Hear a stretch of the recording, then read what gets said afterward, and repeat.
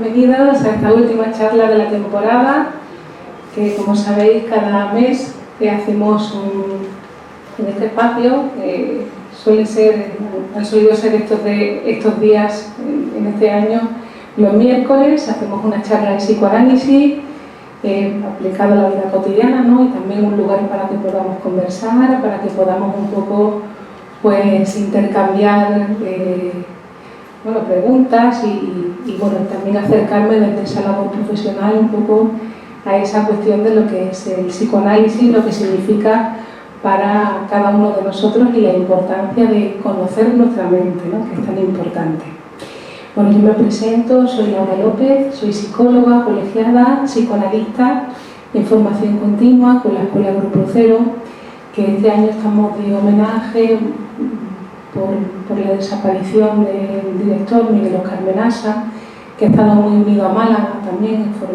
Fundó una escuela en Madrid de psicoanálisis y poesía Grupo Cero y ha hecho una labor muy importante de difusión de la cultura, la poesía, el psicoanálisis, y falleció el 25 de marzo recientemente. Pero bueno, seguimos trabajando por su legado y por difundir el psicoanálisis, porque al fin y al cabo es una ciencia que viene a quitarnos la venda de los ojos. Y bueno, hoy en esta charla he querido hablar sobre el narcisismo, ¿no? Porque también algunos de vosotros me habéis preguntado en la vez anterior, y ya sabemos que las charlas también son interactivas, en las que podemos ir preguntando, ir convocando temas que nos inquieten. Y vamos a hablar sobre el narcisismo y las relaciones con uno mismo y con los demás, ¿no? De cómo de la confianza también en sí mismo, ¿no? Claro, cuando hablamos de narcisismo es como una palabra a veces un poco como que como que nos chirría, ¿no? Que es como lo utilizamos incluso como un poco despectivo, ¿no? Para hablar de que una persona es muy egocéntrica, que está muy centrada en sí mismo, ¿no? Solemos tomar ese calificativo para señalar eso, pero curiosamente siempre de los otros, nunca de nosotros, ¿no? Nunca de nosotros mismos. Y claro, lo que tenemos que saber es que nadie nace de una manera determinada, ¿no? Sino que nada de lo humano nos es ajeno. Es decir, que todas las características que podamos señalar de otra persona también somos nosotros. Tendríamos que preguntar cómo se pone en juego en nosotros el narcisismo, ¿no?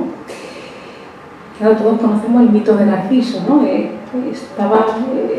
Digamos que es el componente erótico del egoísmo, ¿no? Es como un embelesamiento en uno mismo, ¿no? En el mito de Narciso se asoma al lago, se embelesa con su imagen y se cae intentando besarlo, ¿no? Y ahí se ahoga, ¿no?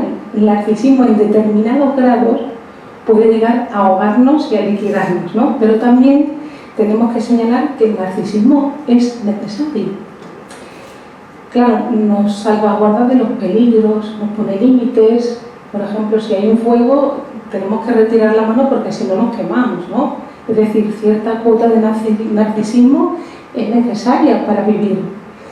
Lo que ocurre es que, claro, también es necesario comenzar a amar para no enfermar, porque en nosotros hay una energía psíquica, una libido que tiene que estar en movimiento. Y el narcisismo, digamos que nacemos en una familia, ¿no? Nacemos como un cántaro vacío y tenemos que ir forjándonos como seres humanos. Y los niños son muy narcisistas, son el centro de atención, ¿no? Lo quieren todo para él y hay que ir educándoles para ir transformando, para ir dirigiendo esa mirada hacia sí mismo y ir construyendo las relaciones con los demás. Entonces, claro, cuando nacemos dependemos totalmente del otro. Eso quiere decir que, claro, que no hay un narcisismo primario, es decir, uno no nace siendo narcisista, sino que es a través del amor del otro que luego se vuelve hacia sí mismo, pero es a través de los otros que vivimos, necesitamos de otras personas para sobrevivir. Si no hay 4 o 5 personas pendientes del parto, ¿no? y de ese entramado familiar, uno no nace. Tiene que haber un deseo, una predisposición a que lleguemos a este mundo, ¿no? Claro, nos dice el doctor Menasa que amarse solo a sí mismo no es un hecho propiamente humano. Claro, porque Freud nos dice que se comienza amándose a sí mismo después de ese viraje, ¿no?, del amor a los padres, luego vuelve hacia uno, y que si no se ama rápidamente algo más, uno enferma, ¿no? Necesitamos entrar en la civilización, si no somos ese ser aislado. Claro, entonces podríamos preguntarnos, ahora está muy de moda eso de quiérete a ti mismo, si no te quieres a ti mismo, ¿cómo vas a querer a los demás?, ¿no? Pero claro, cuando uno solamente se ama a sí mismo, se pierde, ¿no? Se queda imbuido en la libido, la energía psíquica está solamente puesta en sí mismo. Entonces, incluso nos quitamos del desear, es a través de la relación de otras personas que también nos vamos constituyendo. Si no, nos convertimos en un ser aislado si solamente nos amamos a nosotros mismos. Nos quedamos sin deseo incluso. Y claro, mantener una sola relación, eso nos deshumaniza. Porque claro, incluso nosotros nos vamos conformando como personas tomando rasgos de otras personas, ¿no? Sin darnos cuenta, es algo que es un mecanismo que ocurre sin nosotros darnos cuenta, pero las experiencias, ¿no?, las relaciones con los demás son los que van a ir forjando nuestra forma de pensar, nuestra forma de ser, entre comillas, ¿no? Y claro, una persona narcisista es una persona como muy inflexible, con una personalidad muy férrea, muy inflexible. Y claro, a veces son personas, o nosotros también en algún momento determinado de nuestra vida, ¿no?, porque no vamos a decir que son los otros, que nosotros también en un momento determinado hay veces que a uno le han dicho algo y como no llevo la razón, me ha herido, ¿no? Es decir, que también hay heridas narcisistas. Y claro, la comunicación tiene que ver con eso, con la posibilidad de flexibilizar, de poder escuchar al otro. Y claro, muchas veces las relaciones que tenemos con los demás no son con los demás, son con la imagen que yo tengo de esa persona en mí. Que claro, esto es interesante, porque si yo os dijera de quién o de qué nos enamoramos, claro, ¿qué me diríais? El amor parece como una flecha de Cupido, química, yo tengo un prototipo de persona, de hombre, de mujer, y a mí me gustan este tipo de personas, pero luego la realidad a uno le pasa totalmente diferente. Y claro, el amor, la elección del objeto amoroso tiene mucho que ver con el narcisismo. ¿En qué sentido? Hay personas que son incapaces de amar, que se quedan en el enamoramiento. Cuando pasa X tiempo ya se han aburrido y ya no quieren saber nada. Pero claro, eso habla de esa posición narcisista, porque tiene que ver con la imagen. El amor es otra cosa, el amor se construye, es un paso más al enamoramiento. El enamoramiento es sin palabras. Además, uno se enamora del otro precisamente de rasgos que tienen que ver con uno mismo. Es decir, de algo de mí que me recuerda a mi pasado, de algo que me identifico en el presente, incluso en la sala, ¿no? Seguramente si salís y vais conversando con la persona que estáis o luego habláis, las personas que recordáis seguramente tienen algún rasgo que os recuerda a vosotros. O también esa es la elección narcisista, o también rasgos que tienen que ver con esos primeros familiares. Es decir, con las personas que nos cuidaron, con las personas que nos protegieron, con los familiares. Por eso muchas veces se dice la frase, ¿no?, esta que me dicen, uy, he conocido a esta persona y es que parece que lo conozco de toda la vida. Pues hay ilusión, cuidado, ¿no? Porque tiene que ver con un espejismo, con un rasgo de la otra persona que te ha recordado algo que tiene que ver contigo o que tiene que ver con algún familiar tuyo. Por eso dices, parece que le conozco de toda la vida. Claro, igual tiene rasgos que te recuerdan a tu papá, a tu mamá, a tus hermanos, ¿no? O a alguien que tú ya conoces. Por eso la labor de dar ese salto, de quedarse en ese enamoramiento, en esa imagen que te impacta, a construir una relación amorosa, es un paso y un pacto. Porque las relaciones no tienen que ver con los sentimientos, con lo que uno sienta. Eso se va transformando. Y muchas veces uno puede llegar a sentir amor hacia una persona que le hace daño. Entonces ahí habrá que estudiar en el diván, ¿no? Porque uno se acerca a personas que le hacen daño, porque sus sentimientos son más fuertes hacia una persona con ciertas características. ¿Qué tiene eso que ver conmigo, con mi historia, ¿no? Y la elección que hacemos es inconsciente. Elegimos a esa persona determinada porque algo tiene que ver conmigo, algo que no podemos ver con nuestros ojos ni explicar, porque ni siquiera lo sabemos, me une a esa persona y tiene que ver con esa complejidad inconsciente. A veces un sentimiento de culpa inconsciente le hace a uno unirse a personas o producir relaciones en las que uno se pone en una posición que no es muy adecuada para la persona, ¿no? Entonces, así es como elegimos nuestras relaciones amorosas, ¿no? Fijaros, interesante, ¿no? Porque tiene que ver con nuestro narcisismo, con nuestras primeras relaciones familiares. Y claro, cuando solo podemos amar una cosa, no podemos amar, ¿no? También en las estructuras clínicas, también es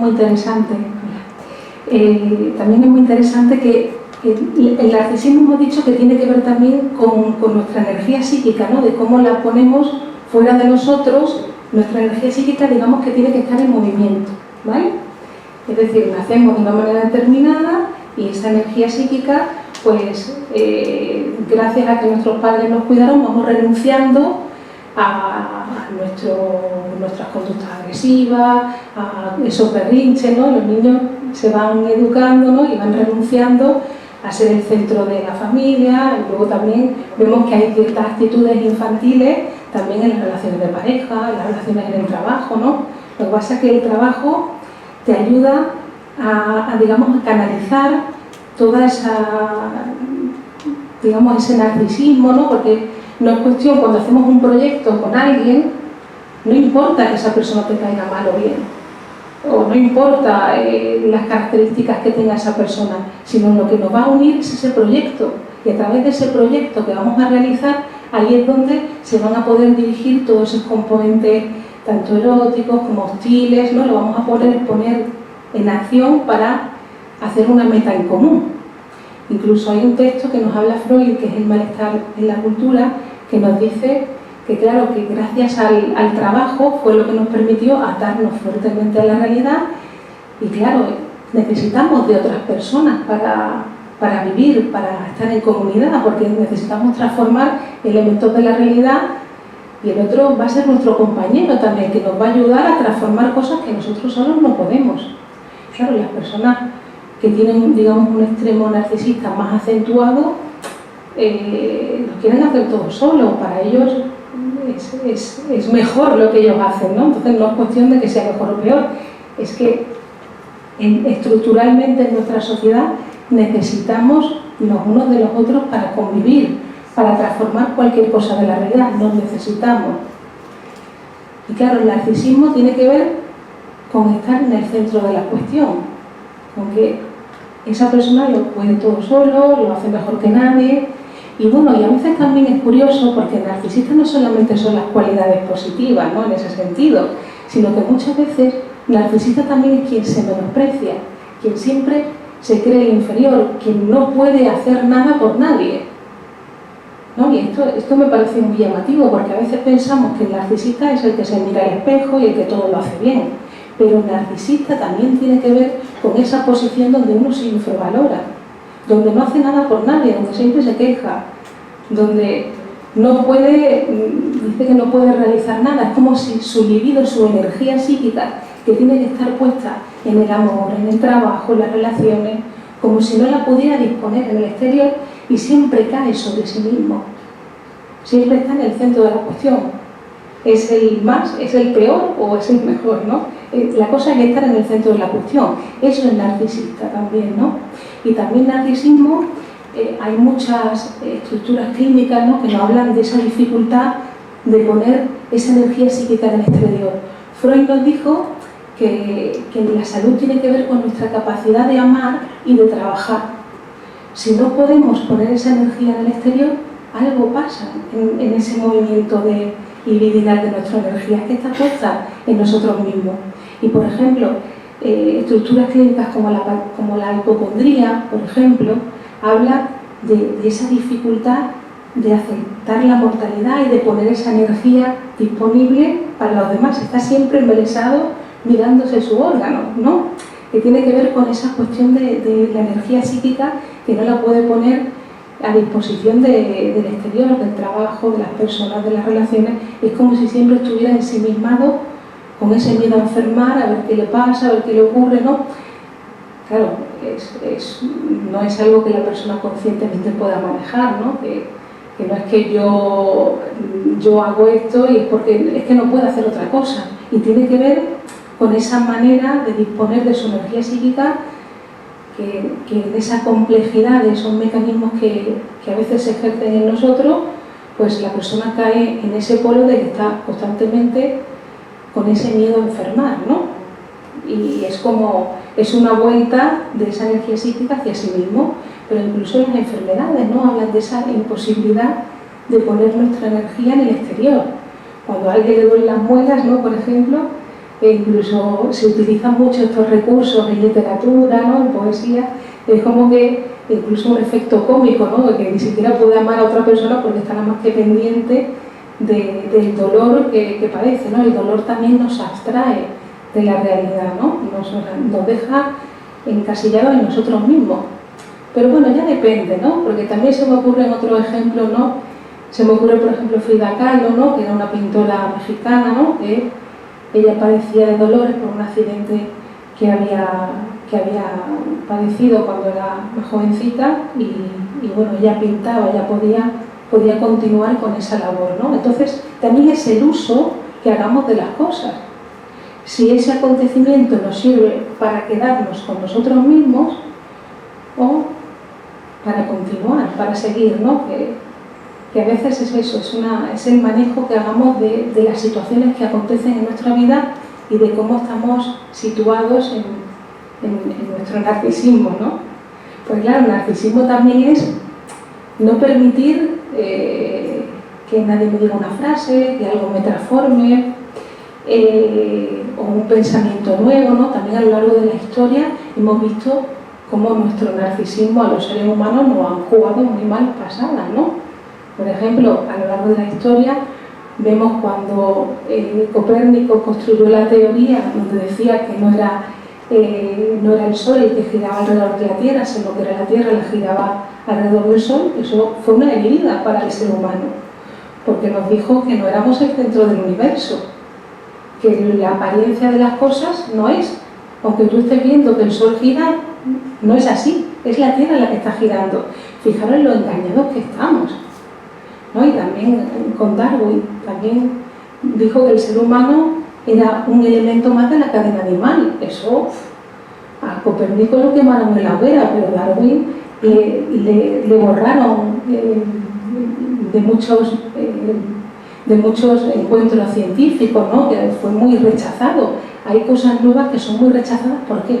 Porque nos hieren nuestro narcisismo, nos hieren nuestra ideología, en la forma que tenemos de pensar las cosas. Y eso hace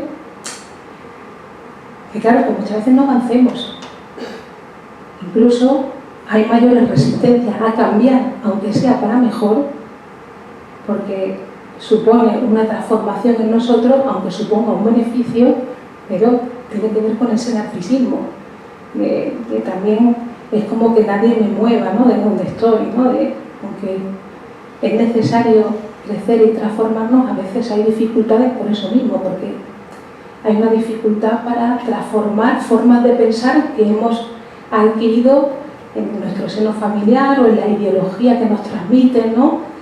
Y claro, leer cosas diferentes, ¿no? Introducirnos en otras formas de pensar o en personas diferentes, ¿no? Habéis preguntado si podéis relaciones distintas, formas de pensar diferentes, o enseguida cuando viene alguien que viene a plantearnos, que a mí no me caliente en la cabeza, ¿no? A mí no me hagas pensar esto porque yo estoy muy tranquilita o tranquilito como estoy, ¿no? Eso también habla de nuestro narcisismo, nuestra dificultad en escuchar, en plantearnos otras cosas diferentes a lo que normalmente veníamos pensando o haciendo, ¿no? También vemos, por ejemplo, que cuando hablamos del enamoramiento, ¿no? Como hemos estado hablando del enamoramiento y el amor, el enamoramiento es como todo lo contrario al narcisismo, es como que uno se pierde en el otro. Lo que pasa es que hay que tener cuidado con esto, ¿no? Porque es como uno no está en realidad con el otro, está con el ideal que tiene del otro, la imagen que tiene de uno mismo, ¿no? Y también es interesante porque el narcisismo ejerce un gran atractivo para las personas, ¿no? ¿Por qué ejerce tanto? No sé, vemos personas del mundo del espectáculo o incluso humoristas o a veces asesinos criminales muy impactantes que incluso reciben cartas de amor y uno se puede llegar a sorprender por eso. ¿Cómo es posible que alguien le pueda traer un tipo que ha hecho todo eso? Y claro, ahí hablamos de que cuando renunciamos a algo, porque claro, todos renunciamos en cierta manera a una parte de nuestro narcisismo o lo canalizamos, ¿no? para poder convivir con otras personas. Pero claro, ahí vemos que hay personas que son muy narcisistas que están con otras más sumisas, ¿no? Pero ahí tiene que ver con esa atracción, con esa relación que uno tiene con sí mismo de haber renunciado a su narcisismo y haber encontrado una persona que digamos, que le hace, le produce esa atracción, ¿no? Por ejemplo, los humoristas, ¿no? Los humoristas juegan un poco con esa cuestión del narcisismo. ¿Por qué?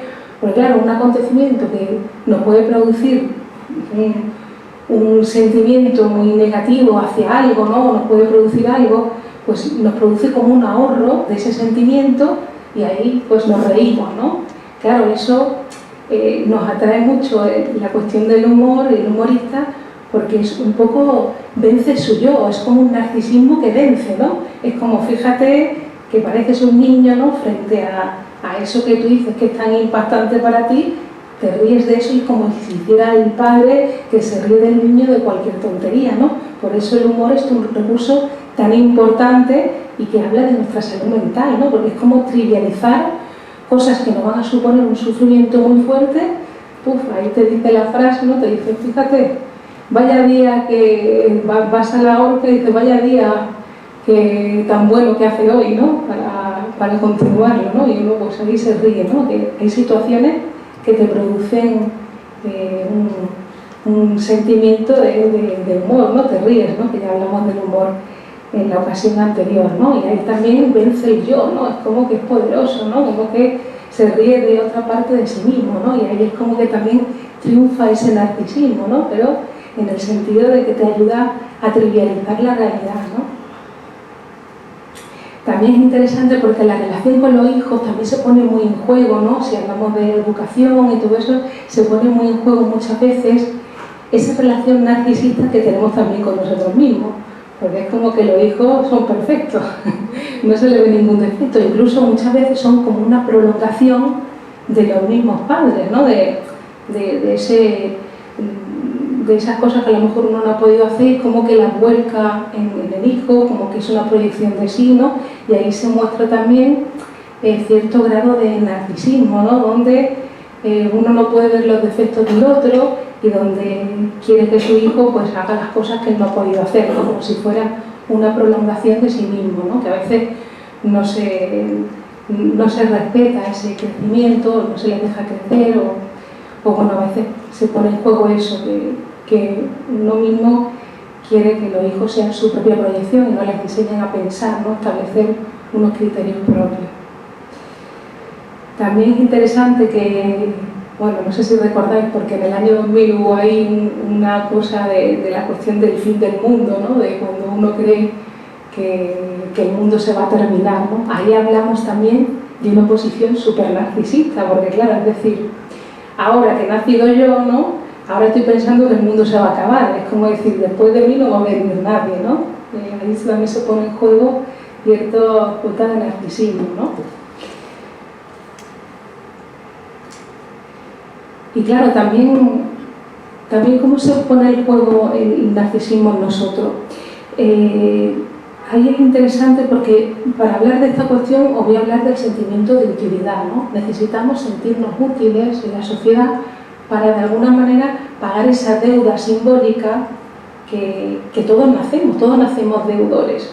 Hemos nacido en una familia, ¿no? Nos han traído al mundo, estamos en una sociedad donde muchas personas incluso han dejado su vida porque utilicemos y nos beneficiemos de ciertos derechos, ¿no? Hay establecidos la universidad, los hospitales, ¿no? Hay muchas personas que han trabajado y que siguen trabajando, seguimos trabajando para que eso continúe. Y claro, eso es importante, ese sentimiento de utilidad, sentirnos útiles, porque nacemos deudores, hay una deuda en cada uno que no se devuelve al mismo sitio donde venimos, sino que se paga trabajando, haciendo algo por los demás. Entonces, una persona narcisista, podríamos decir, también tiene que ver con esa incapacidad o esa dificultad de reconocer que gracias a otros estoy aquí, ¿no? Es decir, también tiene que ver con la generosidad. Si fueron generosos conmigo, yo debo también ser generoso y dar también, no en el mismo lugar donde me dieron, pero también seguir con esa cadena humana. Y precisamente el narcisista es también la persona que no puede reconocer que ha recibido algo de otros. No puede dar tampoco, es incapaz de dar. Es capaz a veces de estar incapacitado para no dar nada a nadie. Hay un poema de Miguel Óscar Menasa que habla de esa situación donde uno llega incluso a cortarse los brazos para no dar de comer a los otros. Es decir, que muchas veces nuestro crecimiento que beneficia a otras personas, a veces no crecemos para no beneficiar a otros, ¿no? Fijaros hasta qué punto también se pone en juego en nosotros el narcisismo, ¿no? Por eso no es algo del exterior, sino en cada uno de nosotros, como muchas veces mostramos que somos un poco narcisistas, ¿no? Cuando no hacemos lo que nos conviene, o lo que corresponde, o lo que sería conveniente también para otras personas, porque a veces también se confunde el egoísmo con el narcisismo. A veces también tenemos que ser un poco egoístas, que ahí se llama ese egoísmo altruista, ¿no? Que decimos que eso no tiene que preservar sus límites, tiene que mirar por uno, porque gracias a que uno se cuida hay muchas otras personas que se van a beneficiar. Entonces muchas veces en estas relaciones que se llaman un poco tóxicas del amor, ¿no? Donde dice hay que ver, ¿por qué vas a hacer esto? ¿Me vas a abandonar? ¿No? Ahí también se pone en juego un tipo de amor muy narcisista, porque es como creer que el uno y el otro se complementan, y eso es falso. Tenemos que educar en la interdependencia, nos necesitamos los unos de los otros, es imposible estar solos. Para cualquier acto en nuestra vida cotidiana hay una cadena de un montón de gente que han permitido que yo, por ejemplo, me tomo un café, desde el que recolecta el café hasta el que hace las cucharillas, hasta que hay toda una cadena humana de 30 o 40 personas para un pequeño gesto. Lo que pasa es que solo nos acordamos del trabajador cuando algo se rompe, es cuando decimos, hay que ver quién habrá hecho esto, ¿no? Pero constantemente en nuestra vida las cosas las usamos, las personas nos necesitamos unos de otros, es imprescindible, ¿no? Y tanta independencia es una cosa antihumana, ¿no? Anticivilización, porque necesitamos de esa interdependencia de los unos con los otros, ¿no? Y a veces nos enseñan que cuando crezcamos vamos a ser más independientes. Pero claro, esa independencia no es estar yo solo, hacer las cosas yo solo, sino es contar con otras personas. Porque las cosas grandes son junto a otras personas, si no, un ser puede hacer muy poquitas cosas él solo. Claro, si lo vemos en la historia de la civilización, los primitivos se tuvieron que unir en comunidades para preservarse de los peligros, para transformar la naturaleza. Claro, en nuestro mundo igual, ¿no? También venimos de los primitivos, pero en nuestra sociedad igual. Necesitamos de los unos de los otros para construirnos a nosotros y también para construir nuestra comunidad, ¿no? nuestra civilización. Es imposible estar solo, ¿no? Entonces, el narcisismo también es la cuestión de creer que uno puede todo solo. Es imposible que uno pueda todo solo, no se puede solo nada. Claro, sería como un exceso de personalidad, ¿no? Una persona muy rígida que no puede transformar en nada, ¿no?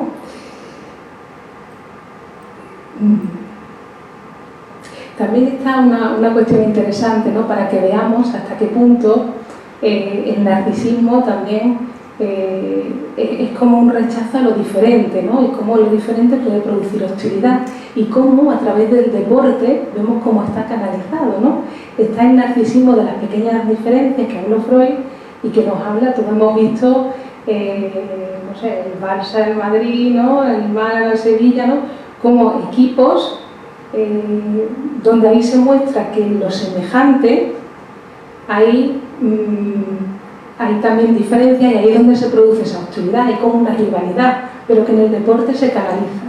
Lo que pasa es que a mí también me ha llamado mucho la atención en esta última semana, ¿no? Que recientemente hemos visto en el fútbol, ¿no? La Copa de Europa, ¿no? Que ganaba España, que estupendo, felicitaciones. También me llama la atención cómo muchas veces queremos eliminar esa situación del trabajo en grupo, porque es como si quisiéramos señalar que hay élites, que hay personas que nacen de una determinada manera, que son unos genios, cuando no nos damos cuenta que es un trabajo en equipo y que hemos visto que en diferentes equipos también había personas que señalaban que son estrellas del fútbol, etcétera, pero que en ese equipo no han brillado. Entonces, claro, tendríamos que preguntarnos qué es un trabajo grupal, que es gracias a otro que uno brilla, ¿no? que es el trabajo que se realiza, ese equipo de trabajo. Si un grupo no está bien, no consigue eso, ¿no? Incluso deportes que parecen más en solitario, es gracias a un equipo profesional que muchas veces se olvida que esa persona está ahí y que representa ese grupo. Mis logros son gracias a que tengo compañeros, a maestros, a personas que han estado en la cadena y que han permitido que yo también pueda crecer, que yo me pueda desarrollar. Sin otros, uno no es nada. Somos las relaciones, la riqueza que tenemos son las relaciones sociales y aprendemos de otras personas. Si no se forma ese equipo, las grandes empresas funcionan. Precisamente uno de los problemas más importantes que hay tiene que ver con el tema de hacer la grupalidad, de todos esos afectos infantiles que aparecen, ¿no? La envidia, los celos, ¿no? Toda esa situación en el equipo se trabajan con psicoanálisis, porque también es una energía que en lugar de estar puesta en el yo, en nuestro narcisismo, es energía libre para producir logros mayores. Si mi compañero hace algo importante, si yo me considero que estoy en un grupo, también es mi logro. Pero si hay una rivalidad en el que está a ver quién puede más, al final terminamos destruyendo. Puede el narcisismo en vez de la unión. Y claro, en un grupo siempre hay diferencias, pero esas diferencias son las que nos enriquecen. Y muchas veces, claro, el narcisismo tiene que ver con no tolerar las diferencias, sumar, sino quedarnos con lo único, con una sola cosa, ¿no? Con yo mismo, con la relación con otro que me complementa. Pero nunca hay complemento, ¿no? Siempre vamos a necesitar de otro para continuar, ¿no?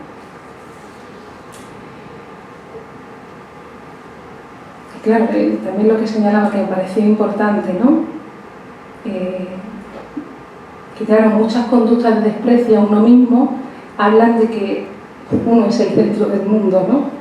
Que no sé, que no soy capaz, que me cuesta aprender, para los demás es más fácil que para mí, ¿no? Ahí está hablando un poco ahí de ese narcisismo, de esa envidia, ¿no? Que uno, trabajando y haciendo las cosas, ¿no? Se pueden ir consiguiendo metas, pero si uno se ve como un ser aislado que nace de una manera determinada y que no puede cambiar, pues ahí ya salta esa envidia y ese narcisismo que es mirarse siempre a sí mismo, ¿no? De menospreciarse, pero ahí habla de que uno es un narcisista, ¿no? De que no puede salir de ahí para que otros se beneficien, ¿no?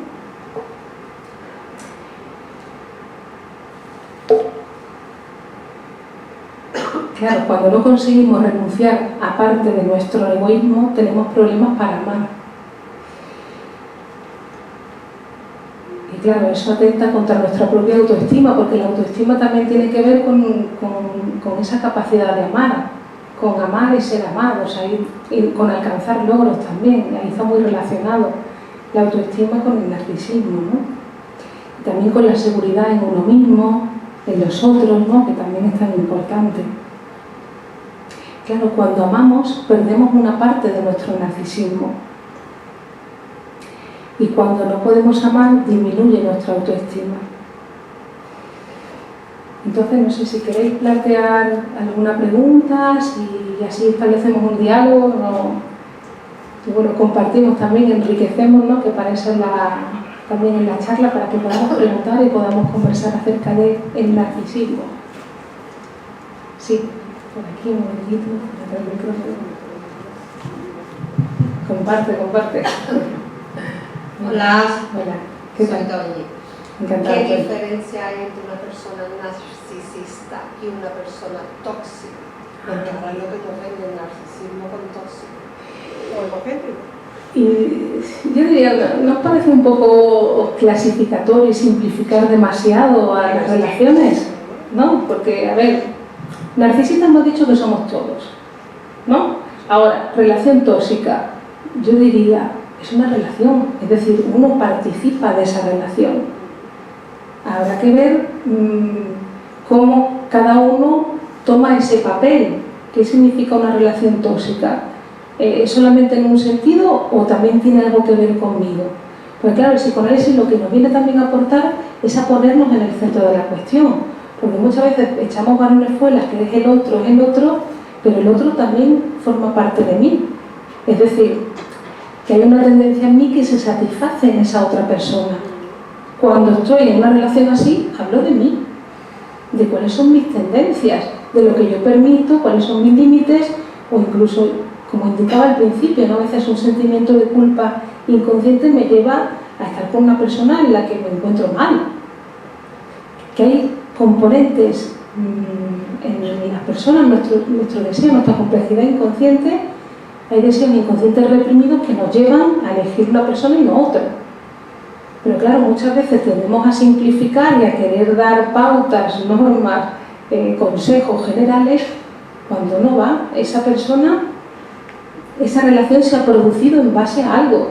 Ha habido un pacto inconsciente en esas dos personas. Cuando se mantiene en el tiempo, algo tiene que ver con uno. Es tu forma de amar. Si esa persona te prohíbe hacer esto, hacer lo otro, igual tú también eres así. El otro te llama, te vigila, pero tú a la vez también sabes dónde está el otro, ¿no? Entonces, ¿dónde está ahí esa situación, ¿no? Que ahí caemos un poco en etiquetar sin darnos cuenta de cuál realmente es la realidad de esa relación. Si hay una relación, hay un pacto entre dos personas. Lo que pasa es que, claro, que hay que trabajar esos aspectos inconscientes que a uno le llevan a producir ese tipo de relación. Porque amar nadie nos enseña. Uno viene de su familia, lo echan al mundo y ahí uno... Tú puedes decir, yo soy así, asado, pero muchas veces uno se encuentra en las relaciones reaccionando de manera que uno se sorprende, ¿no? O produciendo situaciones que no las puede evitar, no sabe cómo manejar esa gestión con el otro, ¿no? Y a veces son relaciones como muy infantiles, muy narcisistas, como la mamá y el niño que quiere a la mamá solamente para él. Muchas veces las relaciones de pareja son más una mamá y un hijo, una relación muy exclusiva, donde quiere vigilar al otro, donde él solamente lo quiere para él. Ese es el niño, es el que demanda a esa mamá exclusiva, ¿no? Entonces tiene que ver con esa vuelta, esa manera de amar que es muy infantil, ¿no? Y las relaciones tienen que ver con sumar, con incluir la diferencia, con permitir que el otro también pueda producir una vida. Si no, estamos coartando nuestra vida, nos aislamos del mundo, ¿no? Entonces es una relación muy narcisista. Son relaciones muy narcisistas que tienen que ver con que el otro y yo nos complementamos, cuando no es verdad. Ahí empiezan a haber muchos problemas en las relaciones de pareja, cuando uno cree que el otro es el que le va a complementar, no su ideal. Y vas a respirar.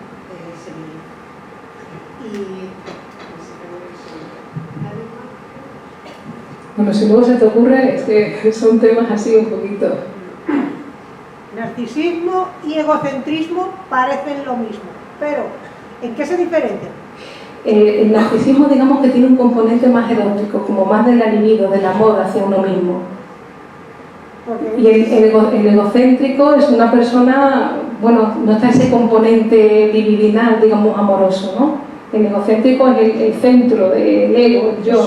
Yo soy el centro del mundo. Ajá. Pero es que el narcisista también se cree el centro del mundo. Sí, por eso, pero ya digo, narcisismo todos tenemos, es necesario. Lo que pasa es que tenemos que verlo como los grados que hay en cada uno, ¿no? Es decir, que todo es una cuestión de cantidad, ¿no? Ya Freud nos lo mostró. Todo lo que le pasa al otro también tiene que ver conmigo. Por eso es tan interesante el psicoanálisis y el concepto que te da de salud, porque las cosas que acontecen en las relaciones, lo que le pasa a otra persona, también de alguna manera te tocan a ti. Todos tenemos todas las capacidades humanas y también la salud y la enfermedad están en el mismo polo. Es una cuestión de cantidad, ¿no? Qué malito estoy, qué poquito me quejo. De esos hay muchos, ¿eh? Bueno, por eso que se queja tanto. Entonces lo que tratan es... Tienes que estar alrededor mía. Claro, eso es... Si no, me doy yuyu. Por eso lo he dicho. Muy bien. Vamos a permitir también que pregunten por allí. Hola, buenas tardes. Buenas tardes. La historia de Eco, cuando Eco, por una circunstancia con la mujer de Zeus, la castigan, se va a un lugar apartado. Y por allí es donde paseaba Narciso. Entonces Eco se enamora de él, pero claro, Eco lo habían castigado con solamente poder pronunciar las últimas sílabas de todas las palabras. Cuando Eco se acerca a Narciso y le quiere decir que está enamorada de él, Narciso se ríe de ella, la desprecia, ella acaba en una cueva encerrada y allí muere convertida en una piedra. Y de ahí viene el Eco. La pregunta es, ¿Narciso es despreciativo y cruel? ¿Qué me respondería usted? ¿Qué me respondería usted ante esa pregunta? Pues que sí, que es cruel, puesto que desprecia al no encontrar en ella lo que tiene él, o lo que él encuentra en él, la desprecia y cruelmente, con toda la frivolidad que pueda pasar, la deja que muera en un rincón apartada, aislada. Yo preguntaría... Espero que me corrija. Yo preguntaría, en cada uno de nosotros, ¿somos a veces crueles con los demás? En cierta manera. ¿Dónde ponemos ese grado de crueldad que en todos hay? Porque a veces hemos dicho que un no crecimiento de una persona que está influyendo en otras relaciones habla de nuestra crueldad.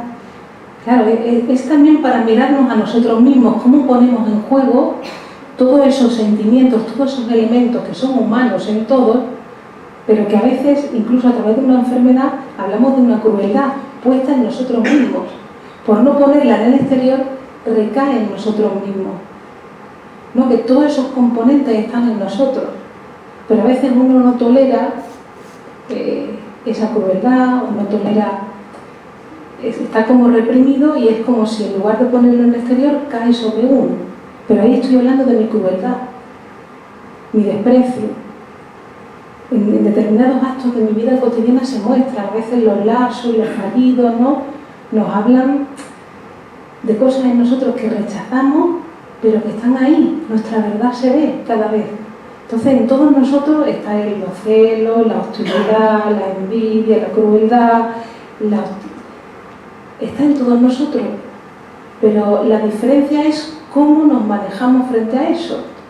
Y muchas veces, a lo mejor una persona que queremos, aparece cierta crueldad y como está reprimida en nosotros, a lo mejor le quemamos las tostadas, ¿no?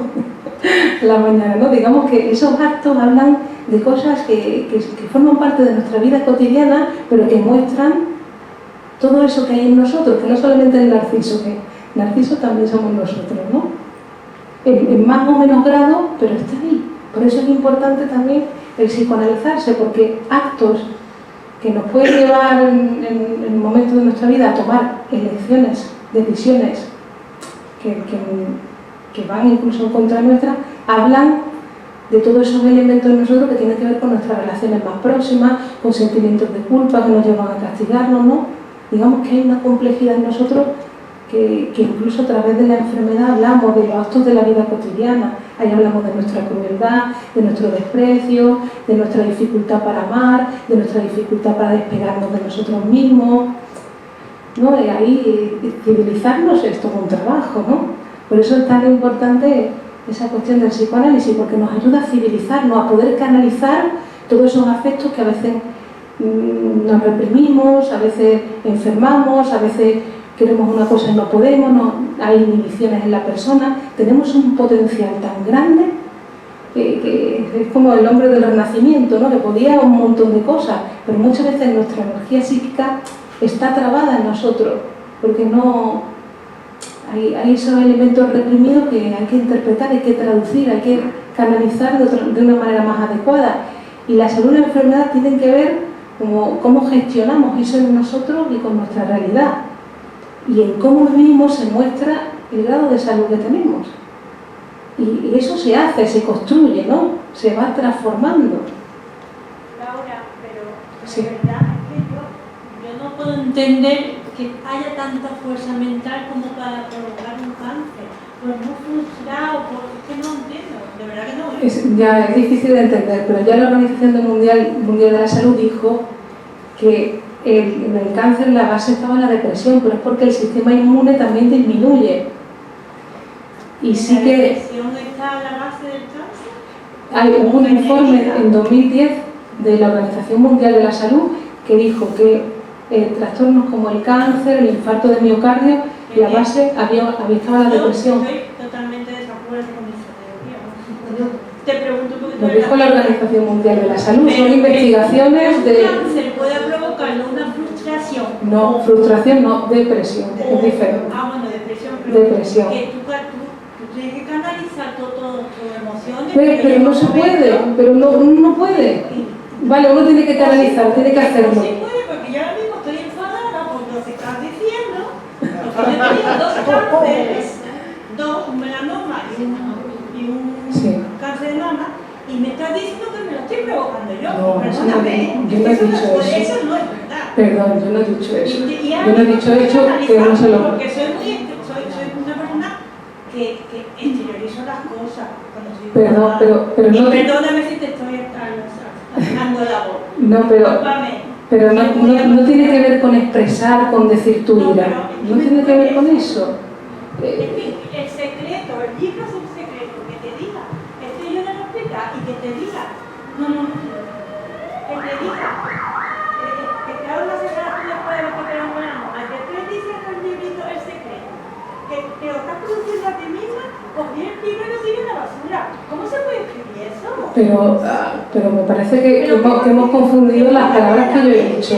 No estoy diciendo que lo haya producido uno con... Yo no digo tú, pero es que, a ver, pero para que entendamos, no es una cuestión de voluntad, yo hago esto y hago lo otro, sino que el cuerpo escenifica nuestro psiquismo. La úlcera, por ejemplo, habrá que ver en esa persona qué significa. Ahora que me da a mí ahora un infarto porque No, pero no es así. no puede llevar ya la mente. Pero no es así, no es de ese orden de controlar, de canalizar. Es que en nuestra estructura, en nuestra manera de responder ante las cosas, a veces es a través del cuerpo. A veces una parálisis de la cara es una frase que uno no ha podido canalizar. La úlcera a veces tiene que ver con una agresividad que manifiesta el cuerpo. El cuerpo es el escenario de lo psíquico. Cuando Freud estudiaba con sus pacientes en la consulta, él empezó a dar cuenta que los médicos no entendían... Sí, está la conversión histérica, está la somatización. Es que hay estructuras que hablan de esa manera que uno tiene de elaborar impactos de su vida, pérdidas, situaciones, que no quiere decir que uno lo haga cosa hecha, como lo va a hacer una cosa hecha. No, eso no es así, es que simplificamos lo psíquico, y eso no puede ser. Hay una complejidad en nosotros, por eso viene la ciencia a ayudarnos a entender cómo funciona nuestra mente. No es que yo digo, pues yo ahora quiero tener no sé qué y me pasa. No, no es así, es muy complejo todo, no es tan sencillo. Pero es para que demos cuenta de eso, de que no cualquier persona enferma de cualquier cosa, que tiene que ver con una historia personal, con nuestra manera de reaccionar ante ciertas cosas, ¿no? Que canalizar los sentimientos no es tener ira y irme a pegarle al otro, no, es que no es eso, es que los estímulos, tanto internos como externos, a veces se canalizan de otra manera. Incluso el sistema inmune sabemos que por una tristeza disminuye, y ahí las personas enferman más, las personas que están con una indefensión aprendida, con un miedo o con un estado de tristeza, melancolía, enferman más que otras personas que están sanas. Eso es un estudio. Tú sabes que he venido a todas tus sesiones, todas, me conoces. Y yo he saltado, tú sabes que sé que soy muy tranquila, que no salto, que no pregunto, pero hoy ya no he podido aguantarme. porque ya escucha tantas veces que el subconsciente, como lo quieras llamar, no le provoca una enfermedad, ya hoy no puedo. No. Pero creo que no lo has entendido bien. Sí, sí. Creo que no lo has entendido bien. Somatiza y Pero están negando una realidad, están negando que hay somatizaciones, que están negando muchos descubrimientos médicos, está negada en ese pensamiento. Pero hay un recorrido médico inmenso, muchísimas investigaciones, yo no me lo estoy inventando. Hay toda una cadena de científicos que están hablando y hay estudios científicos que hablan de eso, historiales clínicos que hablan de todo eso, no es nada nuevo. No es nada, está en la medicina psicosomática, están los trastornos de conversión, no es algo que haya nacido ahora. Lo que pasa es que uno también tiene que acceder a ese pensamiento. Buenas tardes. En esta misma sala, antes de la remodelación, me acuerdo que escuché a uno de los mejores oncólogos de España, el doctor Emilio Alba, que decía que el cáncer es una mezcla de malos genes, malos hábitos y mala suerte. Entonces, de esos tres factores hay dos que no podemos controlar. Pero yo estoy con Laura que las emociones tienen un impacto muchísimo más grande del que pensamos en toda la patología, no solo oncológica, en nuestras vidas. Entonces, que no le agrade a usted porque lo ha pasado por 2 veces, no quiere decir ni que el paciente oncológico sea culpable, ni que sea responsable de lo que le ocurre. Claro. Tiene todas las enfermedades y en la oncología. Igual el micrófono no está por la labor, pero hoy en día, poco a poco, la medicina se va haciendo un poquito más abierta, más holística y no tan apática de buscarle una causa a todo, ¿no? Claro. No es por qué he tenido este cáncer, sino para qué. ¿Qué puedo yo? Que no es tanto preguntar por qué he tenido este cáncer, sino para qué, ¿no? ¿Qué puedo yo aprender de lo ocurrido? Ya ha sucedido. Entonces, bueno, pues si las emociones pueden influir en la aparición o en la persistencia de una enfermedad, pues... ¿Y eso es micrófono? ¿Sí? ¿Tú crees que por el micro? ¿Que por la distancia? Bueno, simplemente era eso, que aunque sea desagradable el entender que bueno, el paciente puede ser culpable o responsable de lo que le ocurre, pero las emociones están ahí. Claro. Yo puntualizaría que más que sentirnos culpables es entender que hay una implicación psíquica en lo que nos pasa, que no podemos reducir el cuerpo y la mente separados, sino que están articulados. Y hay un descubrimiento que es el psicoanálisis que nos indica que hay una complejidad, hay una teoría que nos dice que no cualquier persona enferma, que tiene que ver con la historia de la persona, con su manera de posicionarse frente a sus deseos, frente a su vida. Y eso no es para ayudarnos a implementarlos en nuestra vida. La curación de las enfermedades, si uno está sujeto a un sentimiento de culpa inconsciente, la persona se va a curar, no se va a curar tan rápido o no va a ejercer una transformación en la persona que si recibe un tratamiento psicoanalítico. Ahí vamos a ver cómo incluso las altas son más adecuadas, los medicamentos también transforman la manera de reaccionar del paciente. Muchas veces, dependiendo del médico que te dé la medicación, de la relación que tú tengas con el médico, uno recibe de una manera o de otra ese tratamiento. Es que, aunque lo queramos negar, lo psíquico está presente. Está presente. Yo quería puntualizar otro detalle. No tenemos que sentirnos ni culpables de padecer un cáncer, y otro que no. Por eso digo que no hay que sentirse ni culpable ni responsable de padecer un cáncer. Lo mismo que esa sensación de que solo se salvan los que luchan, ¿no? Que los que fallecen no han luchado o no querían, ¿no? Que a veces la familia se queda con una especie de sentimiento de es que los que luchan se salvan y los que han fallecido es que no han luchado. Es que no se puede minimizar tanto ni simplificar tanto. Cada paciente tiene su recorrido y bueno, pues no hay que culpabilizar ni tampoco esa etiqueta, ¿no? De solo se salvan los luchadores. Claro. somos mortales, ¿no? Lo que pasa es que tenemos que intentar trabajar para nuestra salud, para estar en las mejores condiciones posibles. Y eso es posible también gracias al trabajo que se hace desde el aspecto psíquico con el psicoanálisis, desde la medicina, ¿no?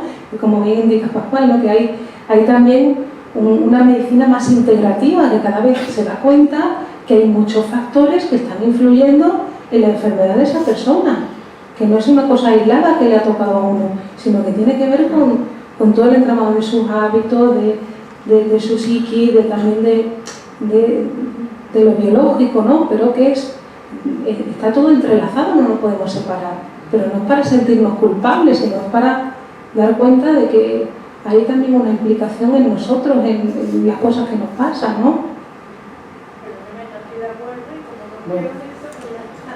Bueno, pero por eso también esta charla sobre el narcisismo, ¿no? Para abrirnos un poco la mente y el oído y aunque nos choque, ¿no? Esa es una primera entrada, ¿no? Así que bueno, si os parece bien por hoy, pues terminamos la charla, la temporada también termina, pero comenzamos en septiembre, el 17, ¿verdad? El 17 martes a las 19:30 horas.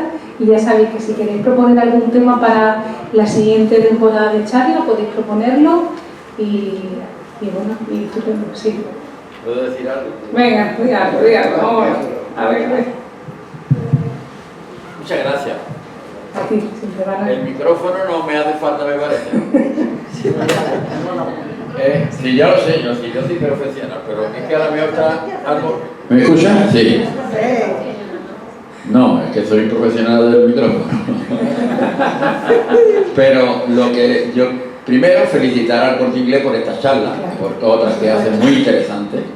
También felicitarte a ti por tu labor pedagógica y yo pienso que estas charlas deberían ser públicas en las televisiones para darnos ánimo, porque hay que formar a la gente en el optimismo, en que no digo que sea culpa la depresión de las enfermedades, pero que ayuda porque te baja las defensas, te hunde en la miseria, vamos, y entonces el organismo se resiente y no es lo mismo. De hecho, a los que tienen cáncer le recomiendan que tengan alegría, que tengan animosidad para vencer la enfermedad, y muchos dicen que viene muy bien para ponerse bueno. Después también me gustaría que pensáramos en el tema del egoísmo. El egoísmo ha hablado antes alguien de las tóxicas, las personas tóxicas, porque excesivamente van nada más que a su beneficio y nada más que van criticando y son personas que por eso habría que enseñarles que el mejor camino de la convivencia es ser generoso, es solidario y es tener otra actitud positiva ante la vida. Y después de estas palabras, hasta la próxima vez que nos veamos. Muchas gracias. Un aplauso, venga. Bueno, para ser corta, solamente llevar el narcisismo a cierto grado ya ¿se nace o se hace? Sí, todo el ser humano se hace. Todo se hace. Que no trae un componente genético, más bien aprendido en un momento dado. Hay genética, pero también eso en las relaciones que uno se va construyendo. Si tú pones a un cachorro humano dentro de una manada de lobos, ¿no? Que se hablaba también del niño, el niño no aprende lo humano, ¿no? No aprende las relaciones, sino que es un animal más. Es decir, que es importante que nos construimos entre otros, siempre. Somos una cadena humana, ¿no? Sin los otros no aprendemos nada. Vale, gracias. Muchas gracias. Nos vemos la próxima. Seguimos en septiembre.